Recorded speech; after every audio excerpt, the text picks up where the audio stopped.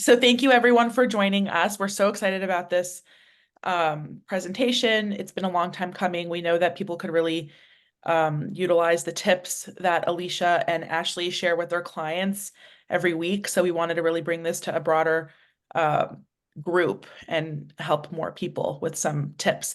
Just wanted to share a little bit about A Good Place Therapy. AGP is a bi-coastal private practice. We have a practice location in New York City in the Tribeca neighborhood, and an office in San Francisco and Palo Alto out in California. Alysha is based out of New York, and Ashli is based out of our San Francisco office. As a practice in all of our locations, we see clients with a range of specialties, anything regarding anxiety, grief and loss, depression, trauma recovery, eating disorders, job loss, premarital couples counseling. We see couples, individual adults, children, adolescents, teenagers, really the whole gamut. We use evidence-based practice modalities, and all of our therapists are licensed in various modalities, whether it's Gottman method, CBT, DBT types of modalities that they use in their therapy. And this specific community support series is something that we started actually during COVID, when everything kind of went remote. And we wanted to kind of offer more tips to people who were having a hard time during the COVID pandemic when everything was on lockdown. So this is really going on several years now that we're doing a monthly support series, and it's always based on what the therapists specialize in. So we're really excited to kind of continue offering this to the public. Alysha is our associate clinical director out of our New York office. She specializes in grief and loss, medical crises, anxiety, work, relationship stressors, couples, and premarital counseling. Ashli is also a therapist and our clinical supervisor at our San Francisco location. She specializes in depression, anxiety, perinatal mental health, difficult family dynamics, unhealthy relationships, and transitions in life, school, and career stages. So thank you, Ashli and Alysha. Just wanted to say one more note. Let me just admit one more person in here. Just wanted to share one more note before we begin.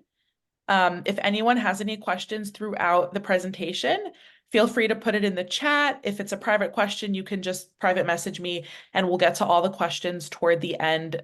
We will save several minutes for questions. And let's go ahead, Ashli and Alysha. We're so excited. Hi, everyone. Thank you for joining us. I will be starting. If I can get the next slide up. Okay. Thanks for the intros, Daniela, and welcome everyone. So good to be together and excited to talk about the topic. So we thought we would start off with some statistics. Just by looking at the statistics, you can see that they're pretty significant. So, and these are all from 2023, so very recent. So according to the CDC in 2023, a quarter of employees view their jobs as the #1 stressor in their life. And according to the CDC as well, nearly 3 in 5 employees reported negative impacts of work-related stress, including lack of interest, motivation, energy, or lack of effort at work. So those are really high numbers. And we spend a lot of time in the workplace or thinking about work or a new job. So it's significant. In 2023, according to a poll by CNBC, over 305,000 US workers were laid off. That is also a very big number.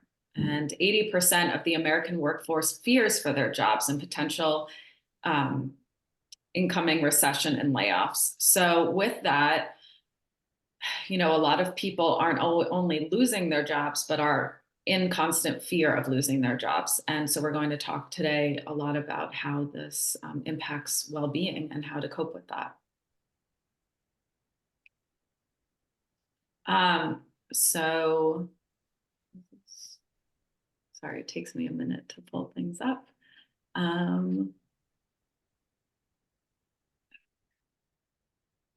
Okay. So this slide, understanding self-worth. So self-worth is defined as one's respect, and value for themselves. So job loss and uncertainty can really have a negative impact on how you perceive yourself and your ability. So when you have negative self-worth, it can lead to issues and concerns, both at work as well as other parts of your identity, which I will talk about in a moment. But by cultivating a healthy sense of self-worth, you can positively impact your overall well-being by really navigating what that looks like. So identity. So we have many parts of ourselves, and a person has many different identities that make them who they are. So these can be examples of this can be your identity in your career, your cultural identity, gender identity, personality, etc. And how these parts are impacted can vary throughout your life depending on what is going on. So it can also shift from one situation to the next. So for example, I might see myself as funny and charismatic around my friends, but serious around a coworker. So how my personality differentiates in those two different settings, it's still part of my identity, but they look very different depending on the situation I'm in. And so then how does job loss and uncertainty impact your self-worth? So you can negatively be impacted. Your self-worth can negatively be impacted and lead to other issues and concerns. So for example, you can feel financial strain. You can have a loss in your daily routine when you're going to work for several hours for the majority of the day, and you no longer have that, how overwhelming that can be. It can also cause strain in a relationship. There can be psychological impacts, including mental health issues, an increase in depression and anxiety, as well as the social stigma that comes along with a job loss. So for example, if you recently lost a job and go to an event with friends where people are asking you about your career, you may feel more insecure in your response due to the social stigma attached to what that could mean by not having a job, even though it is very normal. And so you can see how these examples can have an impact on your well-being. When our confidence is lower, we may doubt our abilities, engage in truth-seeking behaviors, which is really how we focus on things that we're not doing well and information that we believe that is right. That's what truth-seeking is, which can in turn make us doubt what we are actually capable of and settle for something we do not want or is less challenging, leading to lower motivation, continued feelings of self-doubt, and lower confidence. When you feel more confident in a situation, you are more likely to believe in yourself and abilities and persist in the face of a setback. So for example, if you're working on a project, you're getting a lot of positive feedback, you're more likely to feel confident in your abilities when something goes awry. Where if you're constantly getting negative feedback from a supervisor, they're telling you, you're not doing things right in the project, you're more likely to be less confident in yourself as you're working on it. And so how do you make this better? How do you improve? So that way, when things come your way, when there is a job loss or you're feeling uncertain about your abilities, that you can recognize that this is something difficult, but also give yourself some space to understand that this is not the only part of who you are. And we like to call this the 4 S's. So how we engage in difficult times can impact your self-worth and your ability to manage difficult feelings. So the 4 S's, we coined them, I guess, are ways to increase your self-worth. So they are self-care, self-compassion, seeking support, and sharing your experience. So if you are able to engage in one or more of these activities, you're more likely to feel a positive increase in self-worth over time. So self-care, for example, would be, what are you doing for yourself? So you're out of a job, you might feel like you really have to just focus all your time and energy on preparing your resume. That's fine to spend some time on it, but you also have to, again, focus on the other parts of your identity. So are you exercising like you enjoy? Are you reading a book? Are you going for walks? Even something as small as going for a walk in between editing your resume can make a big difference. Self-compassion is the next S for self-worth. How do you define yourself outside of your job? So again, back to that identity. How are you perceiving yourself outside of the stressful situation? So whether that's in your relationship, in your hobbies, are you noticing some negative self-talk there as well?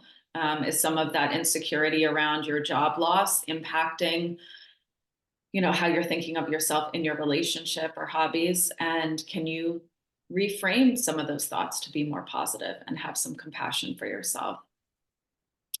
The third S is seeking support. So do you need to talk about what's been happening to a professional or a personal support in your life?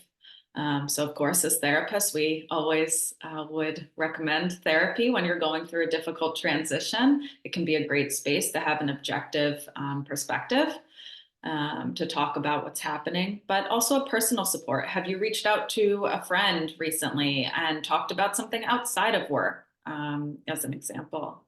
And then the fourth S is share your experience. So seeking support and sharing your experience are somewhat similar, but you can often seek support from places that don't actually feel supportive. So that's where sharing your experience can be very helpful. So are you surrounding yourself with people who understand what you're going through? Are you connected to a community who can empathize with your situation? Are you going to job boards? Are you connecting with an old mentor or going to a networking event with a friend where there are other people who are going through something similar? By normalizing job loss and career uncertainty, it can help to feel less isolating and allow for more opportunities to build in your community and build connections that could possibly lead to another opportunity. And these are just some ways. There are many more that can help you see outside of the situation and increase your self-worth and help you determine what you need to do next. And next, Ashli will tell us about personal values and professional choices. So in addition to talking about how identity impacts the way we navigate possible job loss or career uncertainty, I wanted to take a little bit of time to talk about how our personal values and the way we connect to those and our professional choices can impact the way we move through these situations. Sometimes the professional choices we make can conflict with our personal value system. Aligning these can help us gain confidence in the decisions we make and support our well-being at work, ultimately improving our sense of purpose. So although aligning our personal value system and professional choices is ideal, we know that sometimes it's not always possible because of life circumstances, clearly our current market and economy, personal choices, financial constraints, family responsibilities. I mean, you name it, right? It's rare that we can line those two things up. But what we'd like to make room for is to explore it. So we've included some questions you can ask yourself if you'd like to, again, explore some of your values and how they impact where you are professionally. Where do you feel most connected to your authentic self? What do you value most about the workplace? How do you associate with money, income, family, success? And what can you shift to help you align with your values? When our personal and professional values do not align, which is often the case as we're noticing, it can be helpful to think about what may need to take priority now and how to set check-ins with yourself to work towards your overall goal. So the idea here is that we can hold both, which we'll talk about later. And some examples of that might be, right now I need to secure employment in a place that aligns with my skills, industry, and can financially get me back on track, even if it means I work for said terrible place that you don't want to work at. Once that gets settled, what's my plan to start looking at exploring career shifts, trainings, or going back to school that better aligns with my value to give back? So the idea and realistic thought here is that you've got to get your needs met, right? But that follow through to work towards aligning those values is really important. So making space for intention and connection to our values leads to a more fulfilling experience. We know that. There's a lot of research on purpose. We know that feeling purpose in our work often leads to a happier life. This is a dance, of course, and we know that it's difficult, but chipping away at this exploration and goal setting is something you don't have to do alone or all at once. So these are topics you can share with your therapist, a career coach, your partner, your family, maybe not, or take some time to write it out, get creative about it, or get meditative about it. So I'll kick it back over to Alysha. So going off of what Ashli said, we really want to check in with ourselves. So another component of exploring your experience during a difficult time is to identify and understand what we call the mind-body connection. So it will be important to check in with yourself on an emotional and physical level to learn more about your needs. The mind-body connection is important as often we do not make the connection between the two, and the two are very much related. So I'm sure we've all been there where we're feeling really anxious and our stomach starts to hurt, or like we were talking about preparing for an interview. If you're preparing for an interview, you might notice your stomach hurting as you're anxious, and you might notice you're tensing your shoulders and shaking your foot. So there are often really strong connections that we don't always recognize. So being more in tune with what you are feeling and how you are feeling can give you some understanding. So if you look at some of these examples, there's physical and emotional responses. So how is my body reacting to a situation? An emotional response would be, how am I talking to myself? So for example, how are you engaging in this presentation? An emotional response or question could be, how am I talking to myself? As I just said, am I talking negatively to myself? Am I saying, is this something I need to attend? I can't believe I'm in this situation. There are so many harmful things we can say to ourselves. And then the physical response, how is your body reacting as you're in this presentation? Are you hunched over on the couch? Are you shaking your foot? Are you biting your nails? What do you notice? And once you can answer some of these questions, you can better understand that mind-body connection and recognize what is keeping you stuck and how you can move forward. If you can recognize that the physical response is impacting, your ability to prepare for something, well, what could you be thinking that could possibly change that?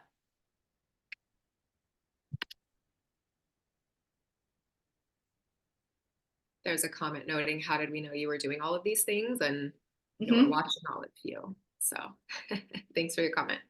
So I'm going to talk a little bit about shifting our mindset in response to what Alysha just went over, and noticing both your physical and emotional response to some of those questions. So I want to kind of give you all a moment to think about what came up for you when answering the questions that Alysha just asked. You might notice your self-talk kind of thinking about, well, I might have the motivation, the gusto, or know that I need to get over this hump, and still feel super overwhelmed, paralyzed, scared, confused, angry, you name it. This might be the more intense thing that you feel in your body, or that your thoughts or feelings are responding to. We're programmed for rigid thinking in times of stress and threat. We can think more clearly in absolutes. I think this is really important to name. This helps us make quicker decisions to protect ourselves in times of imminent danger. So it makes a lot of sense that it might be hard to find our way out of rigid negative thoughts when all our body can feel is uncertainty and the threat in that.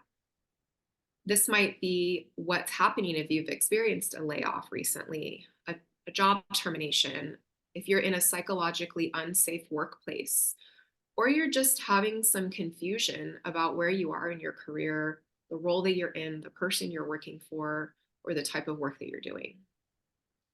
So in discussing all of these topics, I just want to caveat and not ever minimize what anyone is going through right now.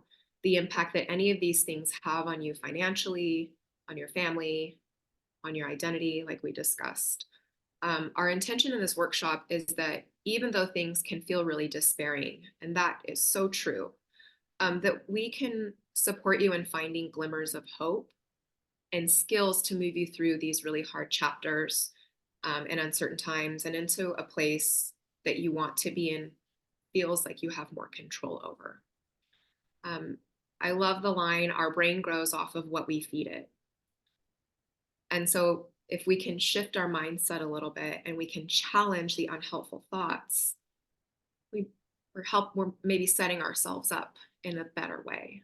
It just takes skill building and really hard work to lean into the parts of our situations that do shine a little glimmer of hope because we're not programmed for that.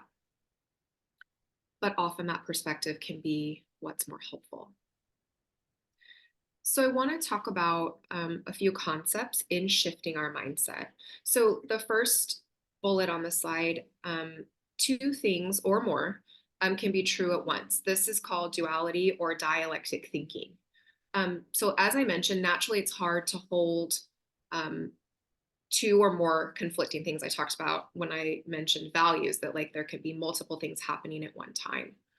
And that's often the reality, but it's hard to see because we're wired to focus on the threat at the moment.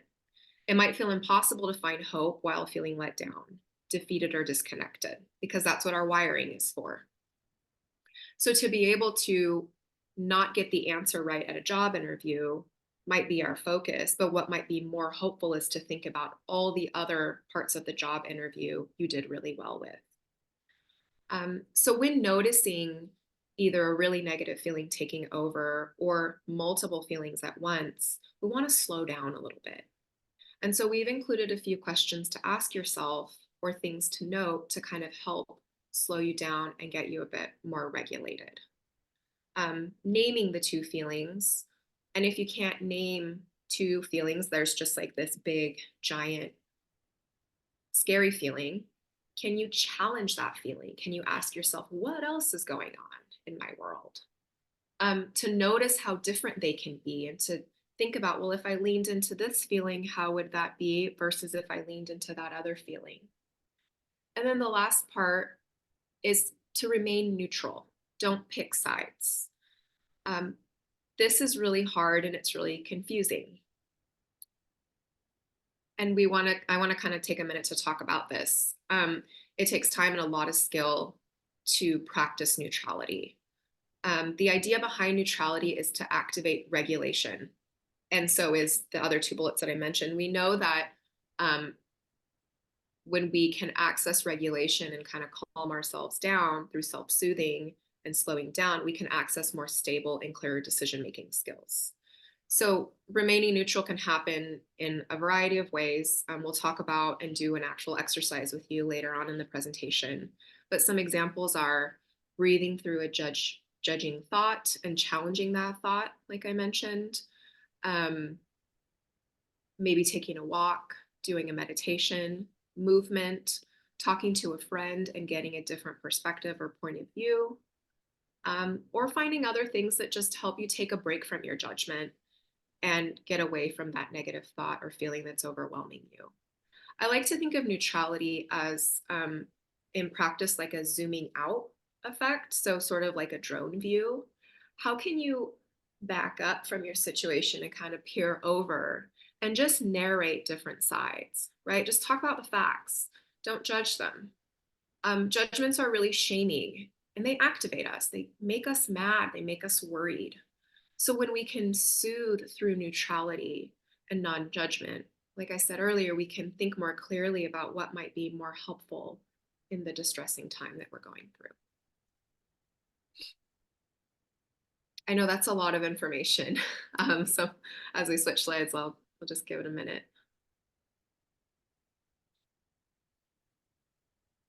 So tolerating the unknown. So we've identified and in a sense cultivated some mindfulness about all the feelings that we have going on. And now you might think, well, great, what do I do with that? And so this next slide is going to talk about some things that can pull you more into activation to get you through the really difficult things that you just noticed about what you're experiencing. I want to talk about distress tolerance because that's sort of the basis of tolerating the unknown. Distress tolerance is the ability to perceive the environment as it is without demanding that it be different.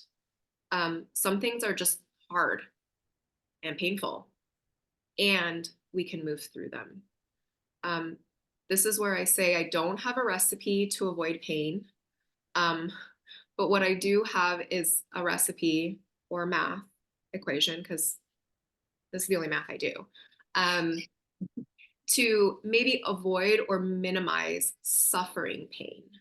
So if you take a look at the second bullet in the slide, I think this is a really good nugget to keep in mind. Pain plus non-acceptance equals suffering. Pain plus acceptance equals ordinary pain.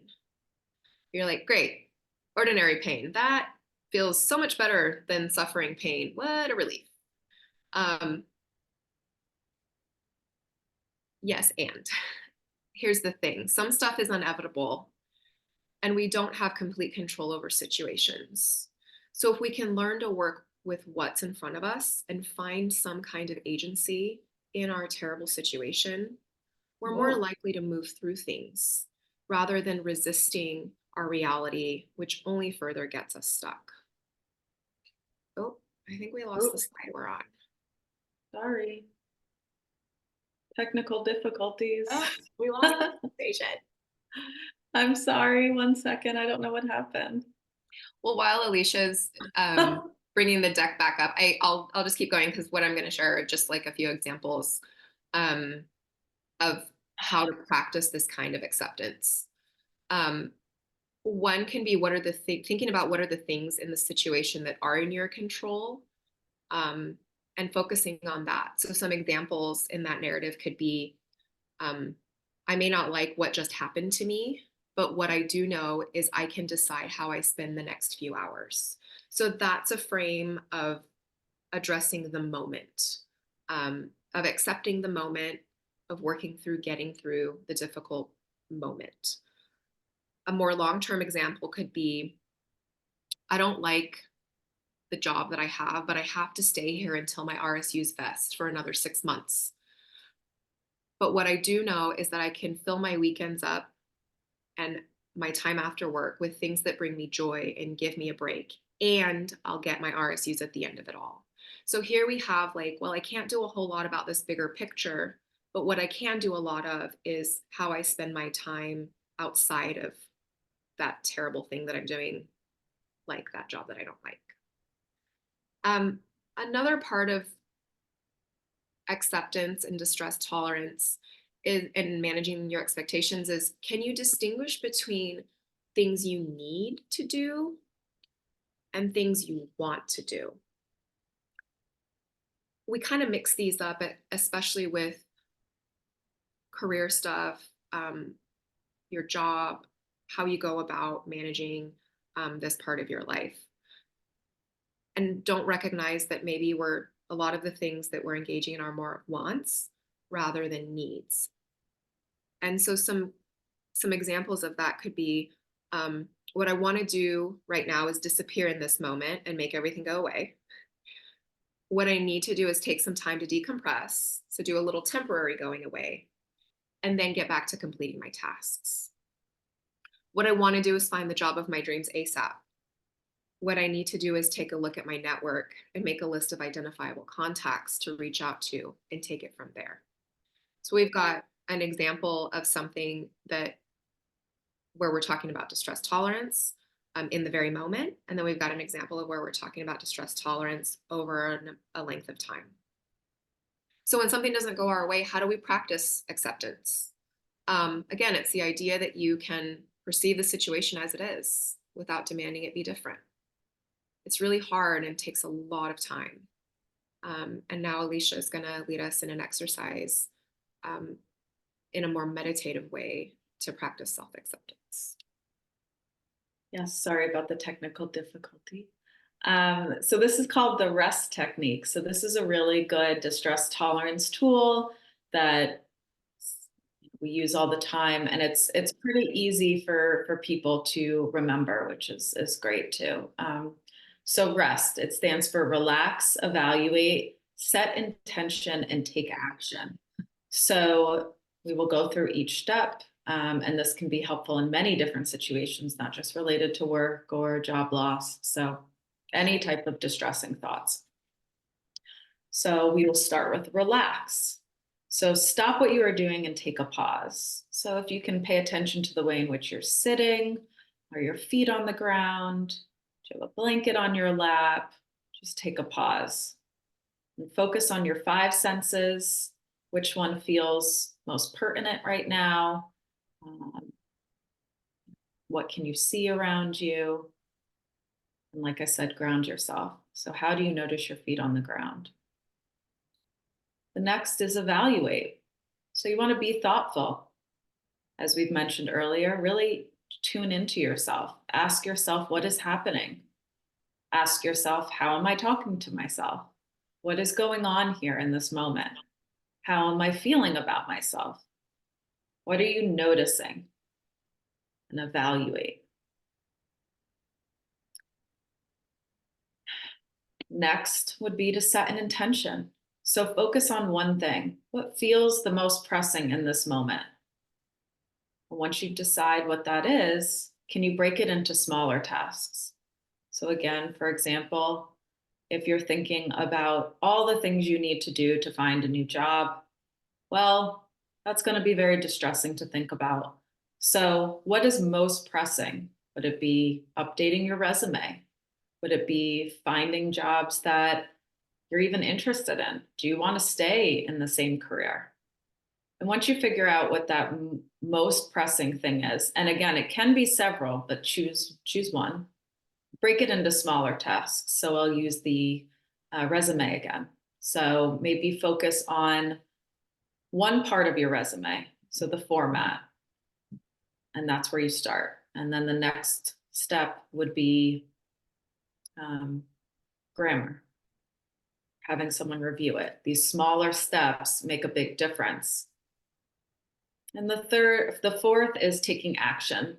So you want to be mindful. So as you move forward with your small actionable items that I just mentioned as examples, how are you mindful that you're continuing to move with those small actionable items, as opposed to, again, going to that place of, I need to do these next 10 things today. And when you feel that distress coming on again, come back to rest. Come back to relax, evaluate, set intention, and take action. And so this is just a little slide of how therapy can help. I hope you found the rest technique helpful as well. And those are just some examples of things that we would do in the therapy room, especially when it comes to distress tolerance. So therapy can be very helpful in many of the ways that we've talked about today. Understanding your identity, so not just the part of your identity having to do with your career or your job, but are there other aspects of your identity that you didn't even realize you wanted to focus on more? Learn new tools to support your journey. So again, we mentioned a few different tools here, but there are many more, and some may work and some might be something you don't really want to focus on, and that's okay. And that's something yourself and a therapist could work through together and navigate why something might not be clicking the way you thought it would.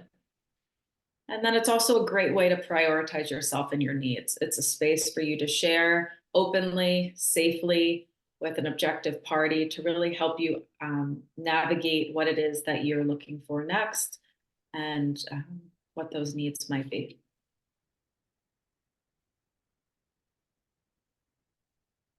And of course, just to wrap up our presentation, we wanted to share a few recommended reads that can support you in various parts of this journey.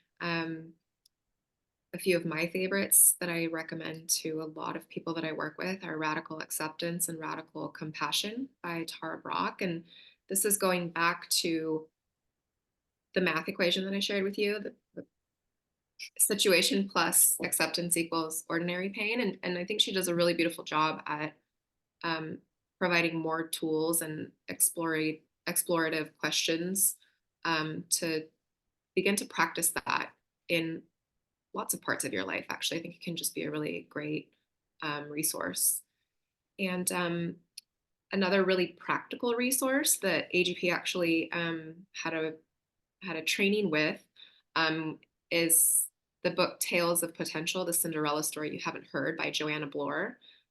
She talks about tapping into, as you can tell, hidden potential, and how you can sort of market yourself based on those talents and what you want to be known for in the workplace. So it's a pretty cool read. And then in addition to this, Alysha and I have put together a workbook that we'll send out after the workshop with the recording. It has the rest technique in it, so you can use that as a guide and read through. But we've also included some other distress tolerance exercises, the directions and examples of how to work through them, as well as some of the text that we've discussed here, and a bit more information and in depth in some of the topics. So we hope that you find all of these resources and today's presentation helpful. And I'll kick it to Daniela to check in on any questions that might have been asked. Thank you, Ashli. Thank you, Alysha, for this great presentation. We did get a few questions sent over to me. What is a good way to respond to others who continually ask how the job search is going? You want me to take this one? Sure, go for it. Sure. So it can be very helpful to know what your boundaries are ahead of time. And sometimes you won't know until you're in a situation. Did I overshare? Did I share more than I felt comfortable? Did I not share enough? Could I have asked for help? So just recognizing before you go into a situation where you might be asked those questions, because that's often a very common question people ask. Oh, how's your work going? How's your job?